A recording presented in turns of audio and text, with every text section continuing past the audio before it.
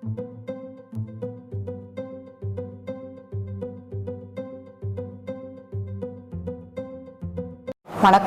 நான் ஈரோடு மாவட்ட cyber crime காவல் ஆய்வாளர் பூர்ணச்சந்திர பாரதி பேசுகிறேன்.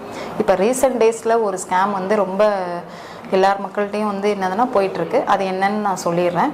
ஸ்காலர்ஷிப் தரதா சொல்லிட்டு ஒரு ஸ்கேம் பண்ணுறாங்க. அது எப்படின்னு பார்த்தீங்கன்னா, நீங்கள் உங்களோட பசங்க இல்லை பொண்ணுங்க படிக்கிற எந்த கிளாஸ் படிக்கிறாங்க, என்ன செக்ஷன்ஸ் படிக்கிறாங்கன்ற டீட்டெயில்ஸை எமிஸ் மூலமாகவோ இல்லைன்னா பக்கத்தில் இருக்க டியூஷன் சென்டர் மூலமாகவோ இல்லை எஜுகேஷன் கன்சல்டன்சி மூலமாகவோ அவங்க வாங்கிக்கிறாங்க.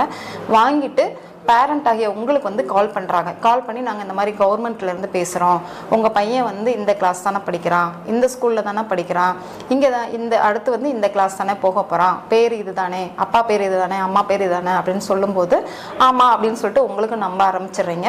என்ன சொல்கிறாங்கன்னா, கவர்மெண்ட்லேருந்து ஒரு 35,000 வந்து என்னதுன்னா உங்களுக்கு பையனுக்கு வந்து ஸ்காலர்ஷிப் கொடுக்குறோம், ஸோ நாங்கள் ஒரு QR கோடு அனுப்புகிறோம், நீங்கள் அதை ஸ்கேன் பண்ணீங்க அப்படின்னா அமௌண்ட் வந்து ஆட்டோமேட்டிக்காக ஆன்லைனில் வந்துடும் அப்படின்னு சொல்கிறாங்க.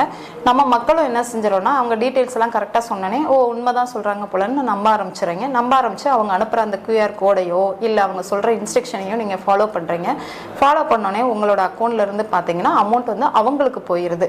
இப்போ ரீசெண்ட் டேஸில் பார்த்தீங்கன்னா எங்களுக்கு ஒரு 16 to 17 கம்ப்ளைண்ட்ஸ் இந்த மாதிரி நாங்கள் ரிசீவ் பண்ணியிருக்கோம்.